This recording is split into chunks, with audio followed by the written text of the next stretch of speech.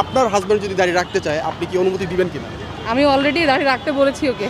আচ্ছা, তো ভাই আপনি কেন দাড়ি রাখতেছেন না? তো আমি তো রাখছি। আপনি বলতেছেন আপনি রাখছেন, বাট যেটা ইসলামিক তরিকা অনুযায়ী বা রাসূল সাল্লাল্লাহু আলাইহি ওয়াসাল্লাম যেভাবে শিখিয়েছেন সেভাবে যদি আপনাকে রাখতে বলে, আপনার ওয়াইফ যদি বলে, তাহলে মানে তারপর আপনি রাখতেছেন না, সেটা না রাখার পিছনে যুক্তিটা কি হতে পারে আপনার কাছে? না রাখার কোনো যুক্তিও নাই, আবার ইউ নাই, চলছে তো চলছে এই। দ্যাট মিনস আপনি বলতেছেন দাড়ি রাখতে কিন্তু উনি রাখতেছে না, তাহলে আপনার কথাটি শুনতেছে না।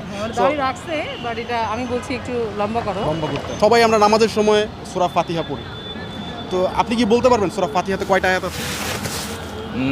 আমি পড়ি, কিন্তু আমি মুখস্থ বলতে পারবো না। আচ্ছা আপু, আপনি বলতে পারবেন কয়টা আয়াত আছে সূরা ফাতিহাতে? 7টা। আপনি শিওর 7টা? আমি একটা অপশন দিই, 6টা, 7টা, 8টা। 6টা অথবা 7টা।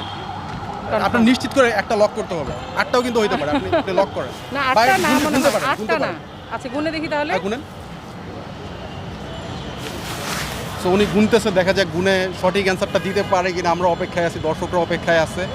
সূরা ফাতিহার অ্যাকুরেট আয়াত সংখ্যা কত? আমরা 8টা দাদা। 8টা? 8টা। আপনারা অনেক চেষ্টা করেছেন এবং হয় নাই না? অ্যান্সারটা 7টা হবে। ভুল।